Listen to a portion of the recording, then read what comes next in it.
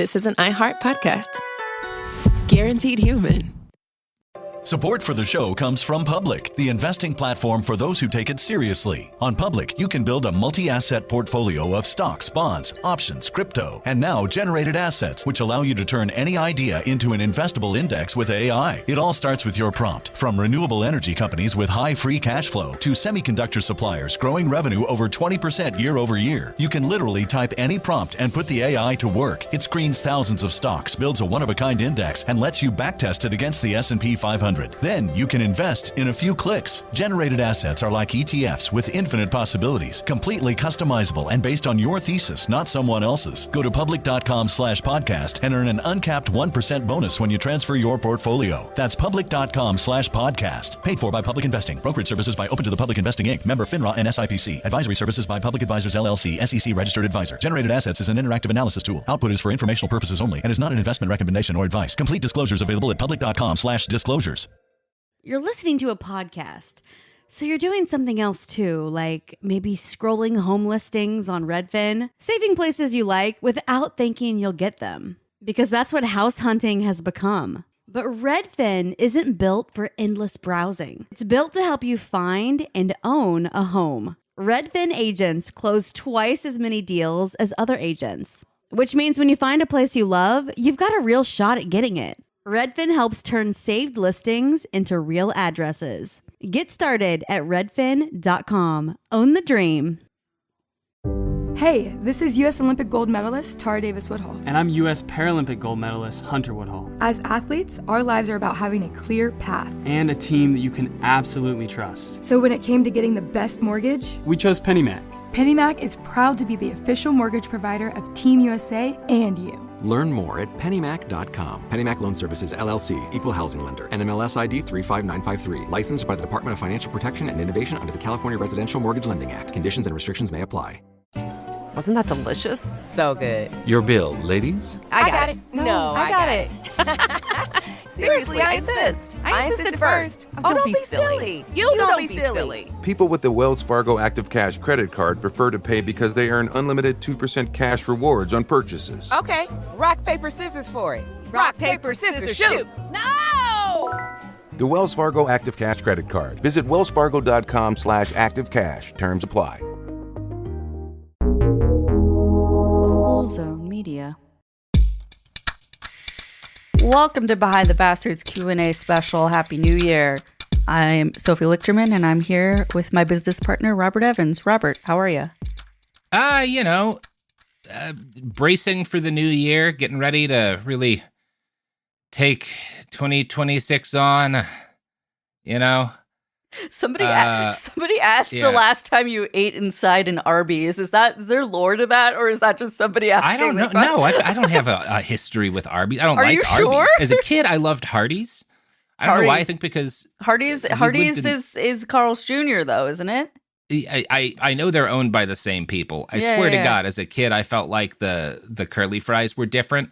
Like that's what I loved about Hardee's as a kid, because I was born in St. Louis, and I have a couple of memories from there before we moved to the farm in Oklahoma, and one of them is eating at Hardee's and them having the best curly fries, and then there not being Hardee's around, and I felt like as a kid, all of the other curly fries were inferior to Hardee's curly fries. Now, this is like a 6 or a 7-year-old me, so I'm not speaking up for modern Hardee's. I'm not even speaking up for the quality of Hardee's curly fries back then. I was a child, but I don't have any Arby's lore, is I guess where I'm ending here. I have Arby's anger because it was like one of the last fast foods I ate before I stopped being able to eat gluten, and it was terrible. It was not good. I would have liked, almost anything else. So fuck you, Arby's. Unless you want to sponsor us, then I love you.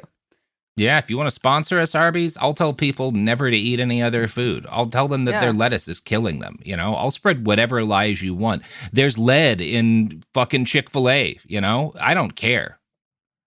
Of all the bastards you've covered, have any surprised you by how awful they were?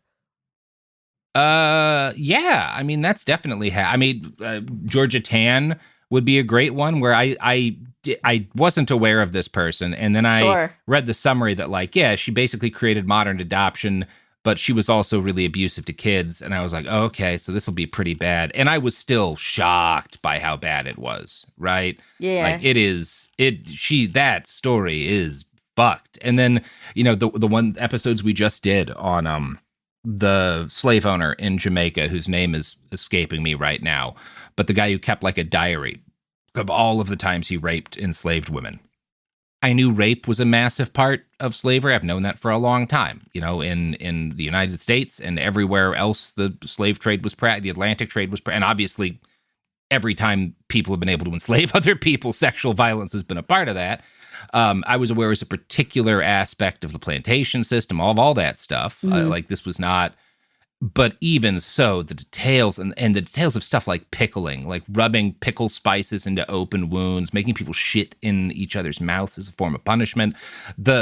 Just what that said about the mix of laziness and cruelty that was a major driving force. It was these people who were not respected elsewhere in society, had in a lot of cases kind of failed out of other parts of society, or just weren't ever going to fit in within like the high society back home.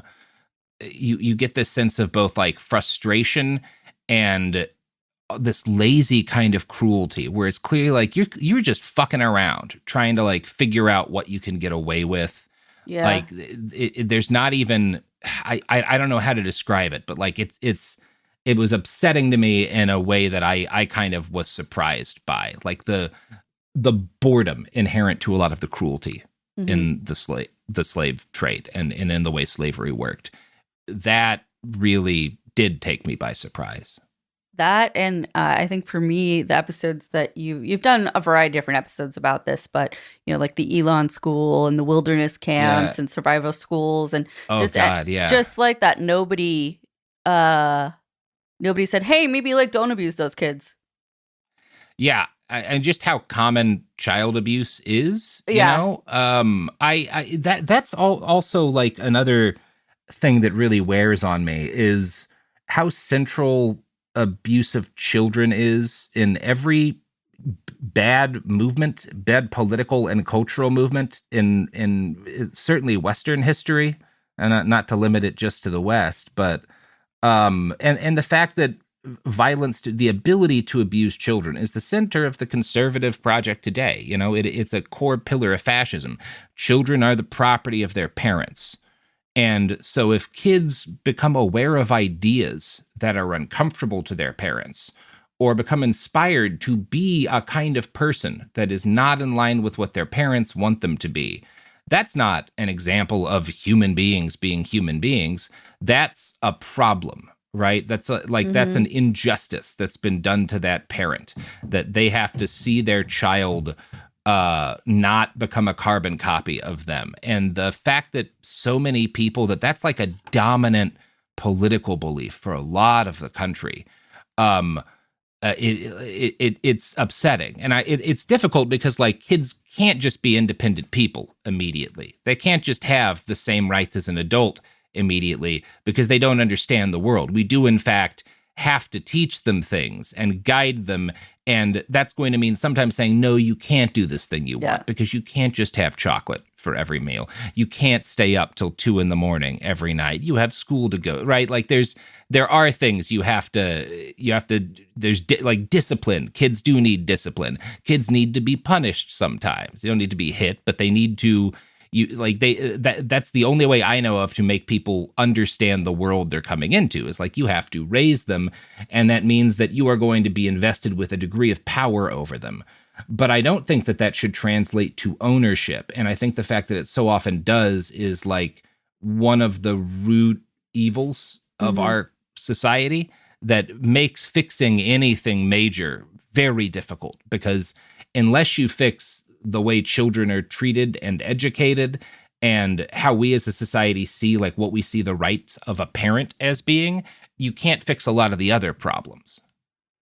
Somebody asked, this is a question they asked me. They said, what are you up to during the recording of an episode? And then they want to know like why it looks like I'm messing on my phone. I'm following the script, you guys. Script's on my phone. Following the script. use different platforms. Also, like the camera is like above my head, so I'd be looking up like this, which is not great. So I'm just doing my job, my friends. Believe it or not, that question has come up many times in my DMs. Doing my job. Anyways, Robert, do you have any Australian bastards planned for the future? Well, we did one. Yeah. Last year. Yeah. We did do one late in the year that I felt was a really strong episode about the islet of Gari. And you know, the bastardry inherent to that, and like the myth that got spread about the brutality of the natives that was not really accurate or fair, and how it led to justified a lot of violence in days afterwards. And yeah, like there's definitely more Aussies I want to cover.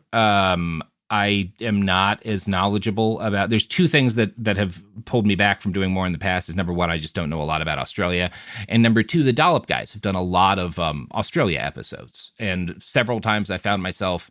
And obviously, we have overlap with the Dollop. There's some episodes I've covered first. There's a number that they covered first. That's unavoidable. It happens with Lions Led by Donkeys. It's not a big deal, right? It's history. We're all allowed to talk about history. Yeah. But I try to avoid it happening too much. And I have had several times where I'm like, oh, this is an interesting Australian bastard. And they're like, oh, nope, Dollop guys just covered it. And a lot of times it's recent enough that I'm like, well, I don't want to just immediately, hop onto the same thing. But like, yeah, I definitely will cover more Aussies. Please do post on the subreddit. I've been meaning for a while to ask the moderators to have like a stickied thread that's just episode suggestions. I do actually find it really helpful when people suggest bastards, because like the big effortful episodes, the bastards I know, like Nixon, I know I'm going to get to Nixon. I know it's going to take a lot of time. I don't need help with that. But it is really helpful when, like, periodically someone will just like, oh, here's an article that leads me to like reading for 10 hours about a piece of shit. And then I can write an episode about it. And it's something that happened in the news, or it's something that like I don't need to do as crazy an amount of research on. I'm not reading 3 books or whatever. I'm not spending 4 or 5 days, full time reading about this. I can do my research in 1 or 2 work days and then write the episode. It's really helpful when people suggest stuff like that. So, if you've got some Aussie pieces of shit you want to hear about, suggest them. We got the same question about bastards from Mexico. I'm assuming it's the same answer. Yeah, I will add, I've been wanting to do the Pancho Villa episodes for a while. I'm not fully certain if I'll come down on him more in the bastard or freedom fighter category. I think he's probably he's some A and some B. I'm not super knowledgeable about him yet, other than like the broad strokes. But I've always found that period of time interesting and wanted to report. And it's also really important for like the evolution of modern counterinsurgency tactics and doctrine, and just like armored doctrine, right? It's arguably like the first use of armored vehicles in combat, or at least one of the conflicts that's sort of like you can make a case. So yeah, I'm interested in doing more Mexican bastards for sure. We're gonna take a quick break. We'll be right back. Sure. Support for the show comes from Public, the investing platform for those who take it seriously. On Public, you can build a multi-asset portfolio of stocks, bonds, options, crypto, and now generated assets, which allow you to turn any idea into an investable index with AI. It all starts with your prompt. From renewable energy companies with high free cash flow to semiconductor suppliers growing revenue over 20% year over year, you can literally type any prompt and put the AI to work. It screens thousands of stocks, builds a one-of-a-kind index, and lets you backtest it against the S&P 500. Then you can invest in a few clicks. Generated assets are like ETFs with infinite possibilities, completely customizable and based on your thesis, not someone else's. Go to public.com/podcast and earn an uncapped 1% bonus when you transfer your portfolio. That's public.com/podcast. Paid for by Public Investing. Brokerage services by Open to the Public Investing Inc. Member FINRA and SIPC. Advisory services by Public Advisors LLC, SEC registered advisor. Generated assets is an interactive analysis tool. Output is for informational purposes only and is not an investment recommendation or advice. Complete disclosures available at public.com/disclosures. Hey, this is U.S. Olympic gold medalist Tara Davis-Woodhull. And I'm U.S. Paralympic gold medalist Hunter Woodhull. As athletes, our lives are about having a clear path. And a team that you can absolutely trust. So when it came to getting the best mortgage, we chose PennyMac.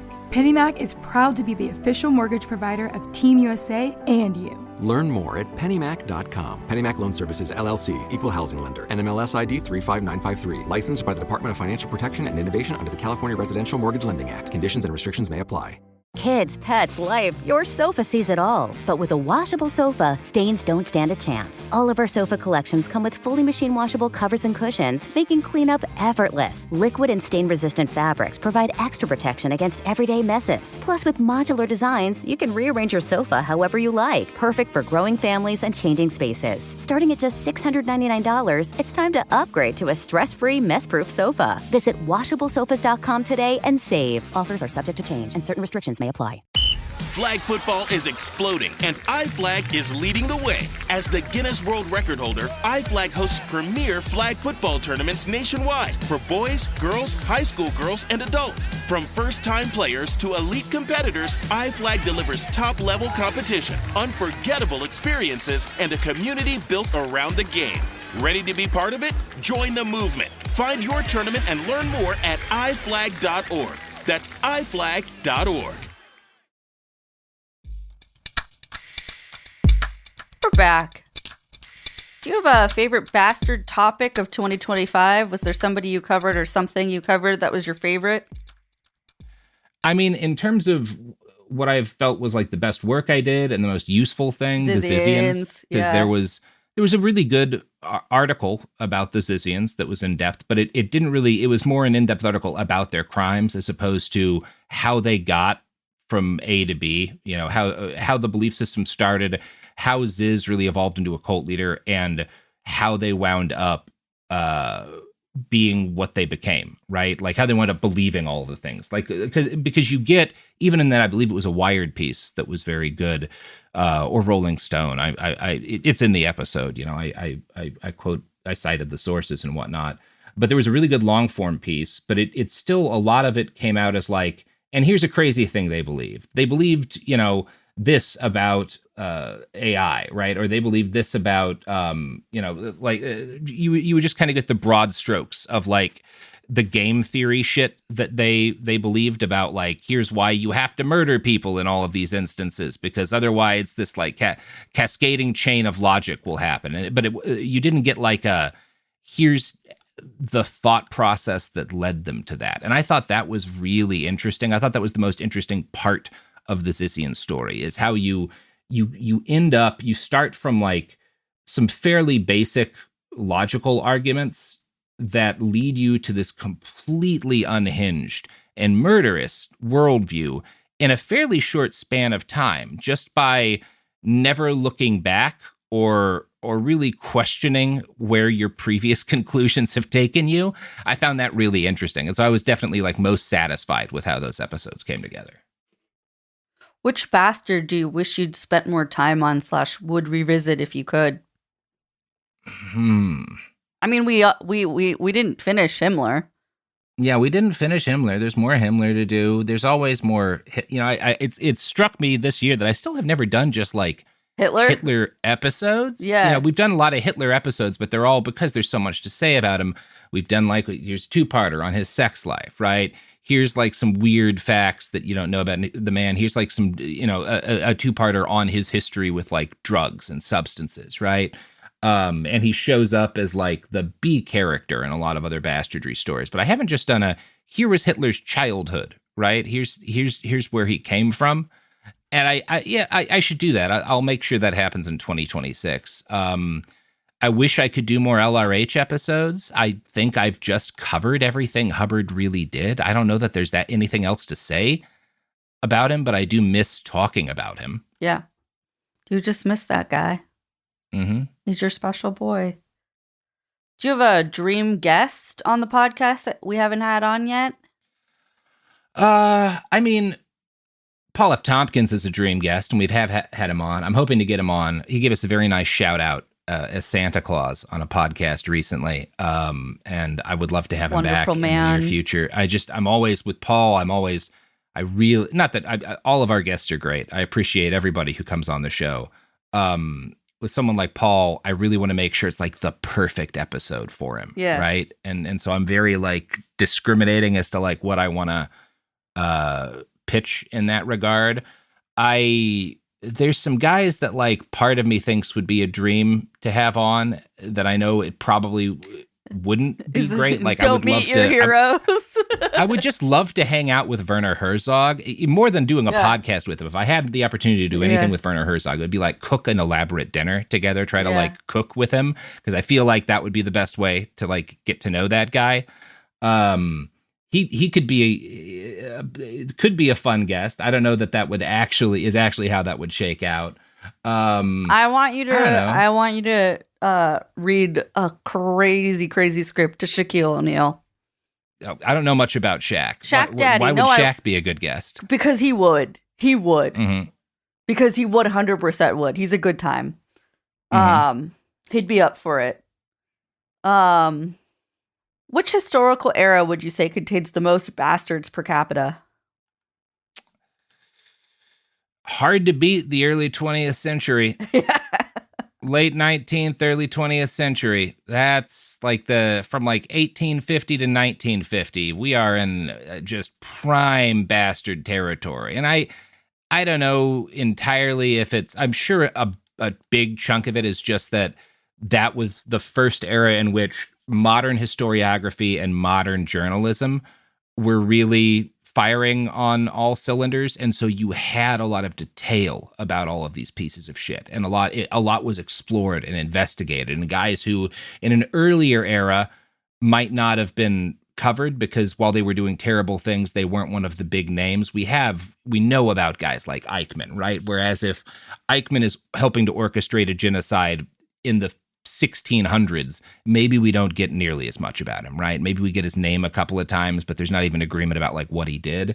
Just because of how the media worked, we had a lot more detail. I know that's a big chunk of it, but I also just think it was also opportunity.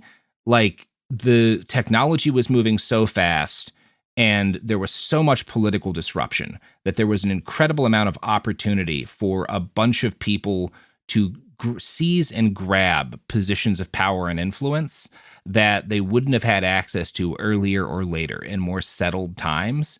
And, those are, like the poem said, those are the times of monsters, right? Like that's when, and we're unfortunately in a similar time now where I don't think I would say that there's a higher percentage of bastards than at any other time in history, but they've never been so visible. There's so many of them that have, and because they are running the entire media ecosystem, not just like news outlets and television and whatnot, but like social media, like all of the big social media apps are run by some of the monsters who have tailored their algorithms to support other of the monsters. So it's never been, I don't know if I'd say there's more bastards now than ever, but it's never been so hard to avoid hearing from them, right? They have the biggest microphone that they've ever been given.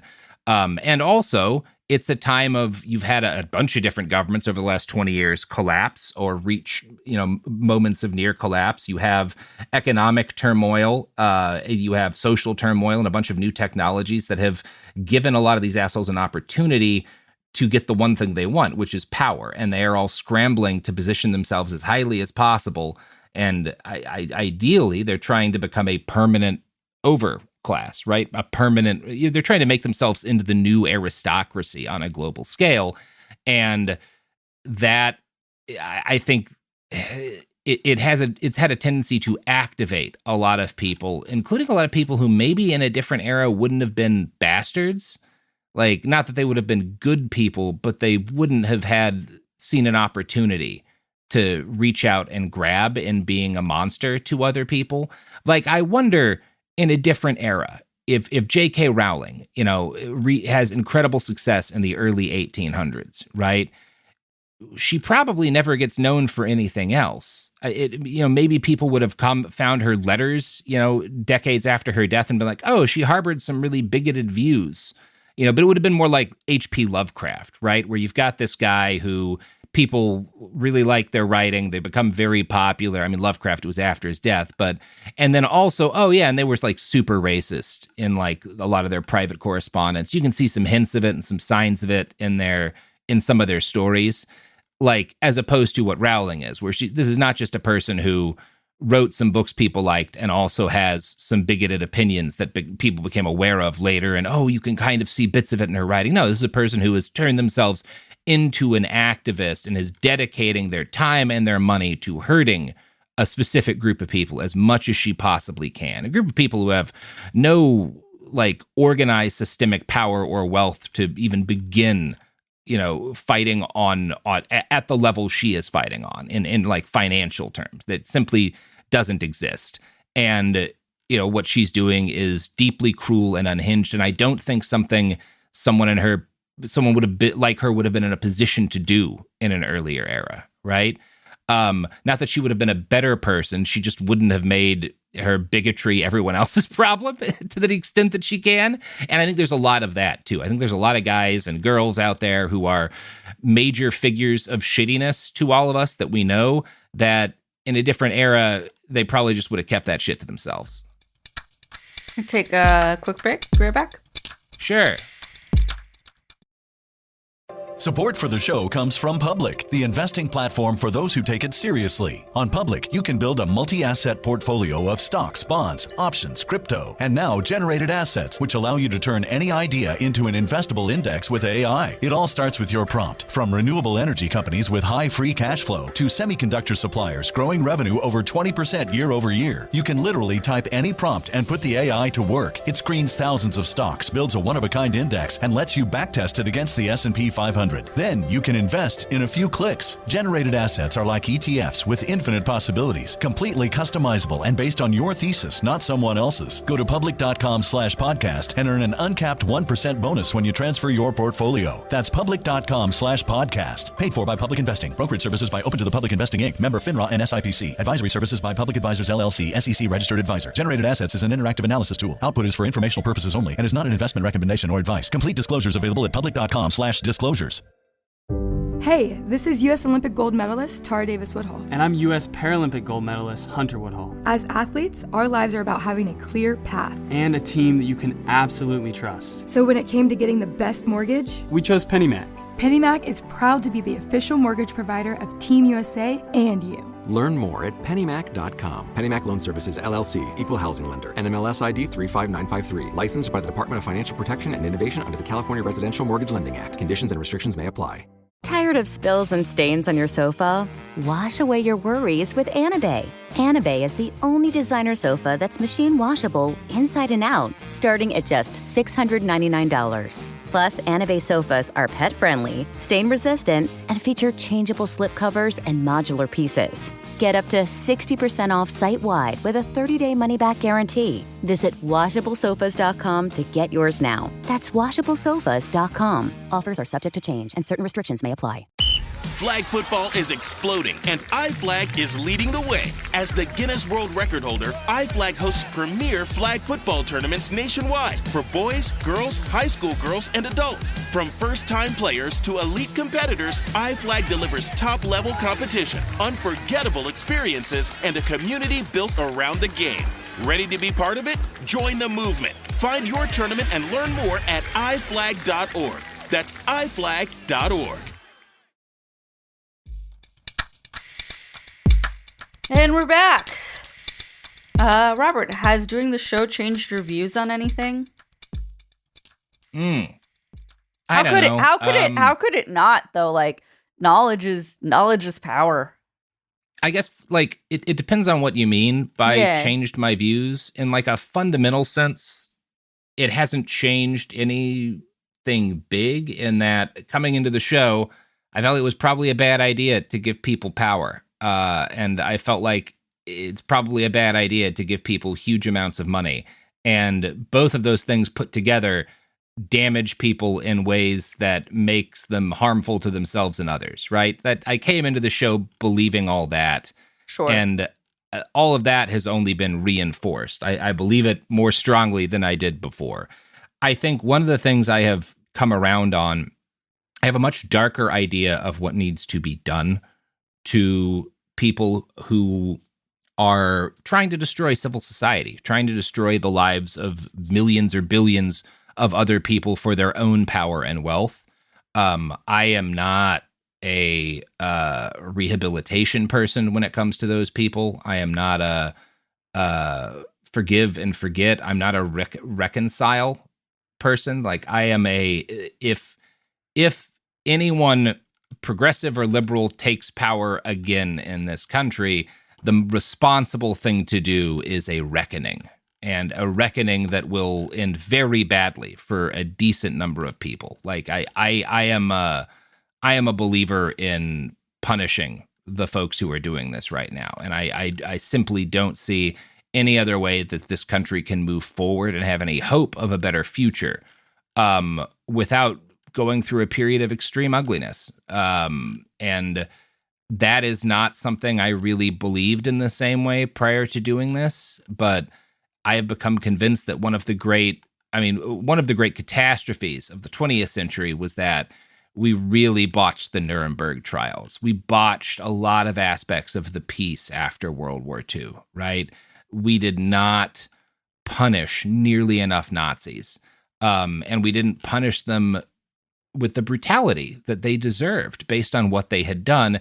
And as a result, that's the only thing that I think might have made some of the people sticking their heads up now so boldly less willing to do that, right? And the same thing is true with like the Confederacy after the Civil War. We should have hung a lot of those guys. Every elected leader in the Confederacy should have been hung, and I think most of their military officers as well. I wouldn't have been against just hanging all of the slave owners, quite frankly, by that point. I think if we'd done that, there wouldn't have been a lost cause narrative. We wouldn't be dealing with a lot of the problems that we're having in the United States at this point. Not that there wouldn't be other problems, not that we'd be a utopia, but I just don't think it's ethical to let people who do stuff like that go live their lives peacefully afterwards.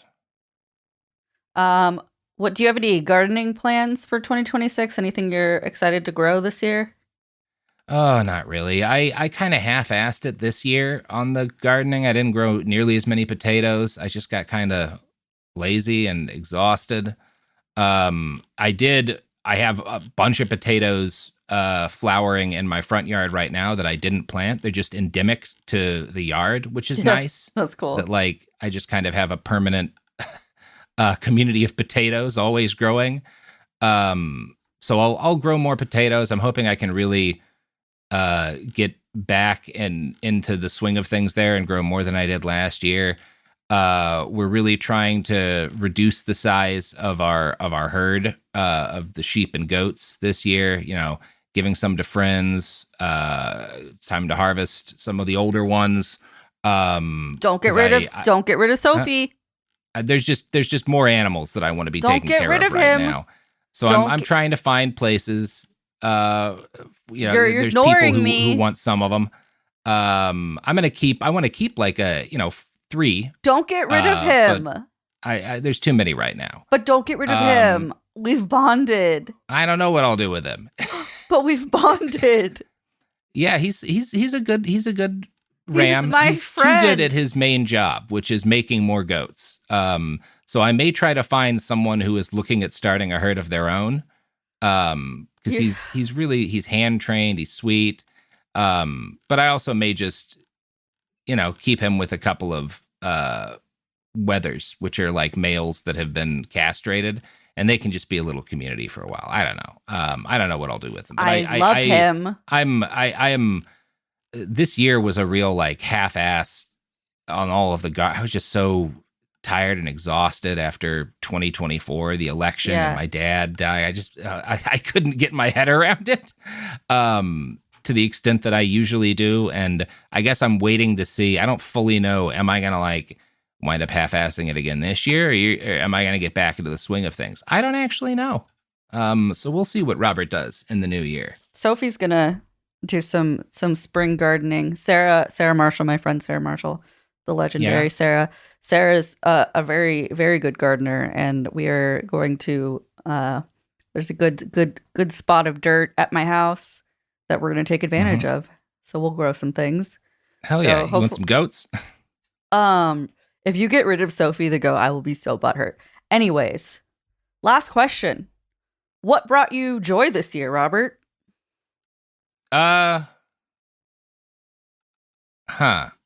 Great question. Your wonderful business partner. My wonderful business partner, Sophie, brought me joy. I, in general, I feel I have a lot of satisfaction in what you and I have built here and how many of our friends have jobs and health insurance and, can pay their mortgages or pay for kids or just live. I feel good that we've been able to build basically a little sanctuary for a small chunk of weirdos that I love, and I'm proud of that. It's a good thing to be able to do, and I'm proud of the fact that we actually deliver news that I think is important to a million or so people. And it seems to matter to a lot of folks. We get a lot of messages from people talking about we raise money for a lot of causes. Huh? You talking about it could happen here? I'm talking about all of our shit in general. A million? Yeah. That is... It could happen here. Itself gets... Well, yeah, but I'm talking about in terms of actual people. I think we probably have somewhere around 1 million, regular and semi-regular listeners. I think it's more than that. Yeah, I don't know. It's hard to tell with internet numbers, Sure, many? We're well over 500 million listens on Behind the Bastards. How many people is that? You know what brought me joy was seeing you and... I was there, but you and Prop doing that live show we did at... The live show was great. Yeah. Yeah. You guys were great that night. Raising all of that money for the bail fund, I really felt good about. Yeah, me too. Yeah. I just love, I try not to do too many fundraisers or ask for, thankfully, ads and stuff we're supported and we don't have to, ask fans for money to keep the lights on. Not that there's anything wrong with that. I've been misinterpreted in the past as saying I think it's immoral to do a Patreon. Not at all how I feel. It would be a very silly belief for me to hold. But I do feel good about the fact that I try to be really cautious about when we do fundraisers and for who. And I'm really proud of the fact that every time we do, we raise a lot of money, often tens of thousands of dollars, and we can do it in very short order, in a matter of days or a week, sometimes less. Our audience, I think because we're fairly careful about when we do it, our audience, you guys, listeners, always do show up. And I feel really good about that because we've really helped a lot of people doing that. And we've done it kind of with a lot of intention because I have a lot of respect for how hard it is to make money and the amount of work people put into having any. And so if I'm going to ask our listeners to donate, I'm going to be really careful about it because I do respect that a lot. And I want to be, respectful. Any final thoughts? Anyway, I feel good about that. Any final thoughts? I don't know. Hang in there, everybody. All of us are being slammed face first with all of the worst, most hopeless news that can be put in front of our faces every single day and every single night. That is just how life is right now. And it's miserable. Nobody likes being bombarded with bad news at all times. And it's meant to keep you angry and keep you wanting to fight and keep you on those apps and sharing and scrolling and raging. And I guess what I want to, and I know that you all know this, everyone is always talking about how bad social media is for your mental health. And we all keep using it anyway. We all keep using the phones anyway. And I'm not, I spent an hour and a half this morning going between Reddit and fucking Blue Sky. I'm not coming at this from I figured out how to, cleanse my life of these things. And I'm not looking down on people for not. No, not at all. But try to keep in mind when you feel completely hopeless, everything's fucked. There's no way to fix anything. That you are feeling that way because billions of dollars have been devoted, tens of billions of dollars have been devoted to making you feel that way, because it's good for Mark Zuckerberg's bottom line, good for the bottom line of a couple of other assholes, right? And while we all live in this muck and you can't fully separate yourself from it unless you have the money to just like buy a homestead in the mountains and not interact with the rest of the world, which most of us don't, you have to keep in mind no matter how angry you get, no matter how justified the anger is, no matter what real problems you're looking at, that your emotional state in that moment is not purely based on the reality of what you're reading about, of what's happening in the world. It is also the product of a concerted effort to make you hopeless and enraged at all times. So just keep that in mind. Find people that like the same weird shit as you and become friends with them. Yeah. That's what I did. Sure. I love all you weirdos. You know who you are. I love about 40% of you. Statistically speaking. Bye-bye. Behind the Bastards is a production of Cool Zone Media. For more from Cool Zone Media, visit our website, coolzonemedia.com, or check us out on the iHeartRadio app, Apple Podcasts, or wherever you get your podcasts. Behind the Bastards is now available on YouTube. New episodes every Wednesday and Friday. Subscribe to our channel, youtube.com/@BehindTheBastards. Tired of spills and stains on your sofa? Wash away your worries with Anabay. Anabay is the only machine washable sofa inside and out, where designer quality meets budget-friendly prices. That's right, sofas start at just $699. Enjoy a no-risk experience with pet-friendly, stain-resistant, and changeable slip covers made with performance fabric. Experience cloud-like comfort with high-resilience foam that's hypoallergenic and never needs fluffing. The sturdy steel frame ensures longevity, and the modular pieces can be rearranged anytime. Shop WashableSofas.com for up to 60% off site-wide, backed by a 30-day satisfaction guarantee. If you're not absolutely in love, send it back for a full refund. No return shipping or restocking fees. Every penny back. Upgrade now at WashableSofas.com. Offers are subject to change, and certain restrictions may apply. Flag football is exploding, and iFlag is leading the way. As the Guinness World Record holder, iFlag hosts premier flag football tournaments nationwide for boys, girls, high school girls, and adults. From first-time players to elite competitors, iFlag delivers top-level competition, unforgettable experiences, and a community built around the game. Ready to be part of it? Join the movement. Find your tournament and learn more at iflag.org. That's iflag.org. Discover a spectacular island destination with crystal blue seas, endless sunshine, and the cool Bahamian breeze. Baha Mar, located in Nassau, Bahamas, offers your choice of 3 luxury hotels: the richly refined Rosewood, the playfully hip SLS, and the stylishly modern Grand Hyatt. With over 45 restaurants, bars, and lounges, Baha Mar serves up delicious dining from world-renowned chefs like Daniel Boulud and Marcus Samuelson. Nightlife venues like the new Jean Baptiste Jazz Club, and the Caribbean's most luxurious casino. At Baha Mar, you'll find every pleasure under the sun and one-of-a-kind experiences for the entire family, like Baha Bay, our 15-acre lush tropical water park, interactive wildlife experiences, including our daily flamingo parade, world-class golf, tennis, spa, and so much more. Visit bahamar.com today and discover a vacation destination where memories are made for a lifetime. Baha Mar, life spectacular. This is Jacob Goldstein from What's Your Problem? When you buy business software from lots of vendors, the costs add up and it gets complicated and confusing. Odoo solves this. It's a single company that sells a suite of enterprise apps that handles everything from accounting to inventory to sales. Odoo is all connected on a single platform in a simple and affordable way. You can save money without missing out on the features you need.